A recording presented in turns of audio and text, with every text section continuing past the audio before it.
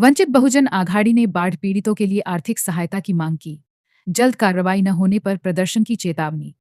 नांदेड़ वंचित बहुजन आघाड़ी के महाराष्ट्र नेता फारूक अहमद ने नांदेड़ जिले के कलेक्टर को ज्ञापन सौंपते हुए बाढ़ प्रभावितों के लिए जल्द से जल्द आर्थिक सहायता उपलब्ध कराने की मांग की है। उन्होंने कहा कि बाढ़ के बाद प्रशासन ने प्रभावित लोगों का पंचनामा तो कर लिया था, लेकिन अब तक किसी भी प्रकार की आर्थिक मदद नहीं दी गई है। बाढ़ पीड़ितों को इस संकट की घड़ी में अपनी दैनिक आवश्यकताएं पूरी करने के लिए तुरंत सहायता की आवश्यकता है। फारूक अहमद ने चेतावनी दी कि यदि प्रशासन द्वारा शीघ्र कार्रवाई नहीं की गई तो वंचित बहुजन आघाड़ी नांदेड़ कलेक्टर कार्यालय के समक्ष जोरदार प्रदर्शन करेगी। उन्होंने कहा कि बाढ़ पीड़ितों को आर्थिक मदद में हो रही देरी उनकी समस्याओं को और अधिक बढ़ा रही है और ऐसे में प्रशासन की त्वरित कार्रवाई बेहद जरूरी है।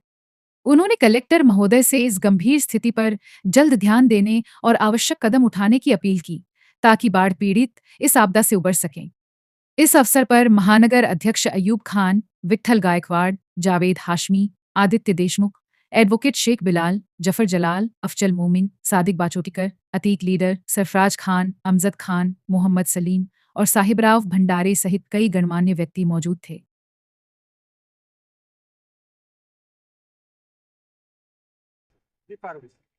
नांदेड़ जिले में एक के बाद एक आपदाएं आ रही है। नांदेड़ में अतिवृष्टि के कारण बाढ़ सदृश परिस्थिति निर्माण होकर तकरीबन 1 महीना होने को आ गया। लोगों को अपने खुद के घरों को छोड़कर आश्रितों की तरह जाकर कहीं ना कहीं रह गुजर करनी पड़ी थी। घरों के अंदर का पूरा साजो सामान डूब गया था, खाने पीने का सामान डूब गया और कीमती सामान भी डूब गया और तकरीबन 1 हफ्ते से ज्यादा लोगों को कहीं ना कहीं तो भी आसरा लेना पड़ा। अब वो लोग अपने घरों को लौट गए, सर्वे हो गए, पंचनामे हो गए, लेकिन अब तक भी सरकार की तरफ से कोई मदद आई नहीं है। ये कहा जाता है कि चुनाव के वक्त सरकार के सभी सेंसर, सभी जज्बे जिंदा हो जाते हैं और 100 की जगह 125 की मदद सरकारें करती है, क्योंकि उनको इलेक्शनों का सामना करना है। लेकिन ये सरकार इतनी बेमुरवत हो गई है कि यह घटना को होने के बाद मुख्यमंत्री स्तर का कोई आदमी तो आया नहीं, जबकि सैकड़ों घरों में पानी घुस गया था और बड़ी आफतें आई थी, तो कोई आया नहीं। लेकिन कम से कम सर्वे कराकर तत्काल मदद देने का काम भी सरकार नहीं कर रही है। प्रशासन की मर्यादा सर्वे करके, पंचनामा करके रिपोर्ट भेजने तक होता है, निधि तो सरकार को देना होता है। और अभी बहुत हद तक पंचनामे हुए भी हैं, उसकी रिपोर्ट भी पहुंच गई है, लेकिन सरकारों ने अब तक कोई निधि नहीं दिया है।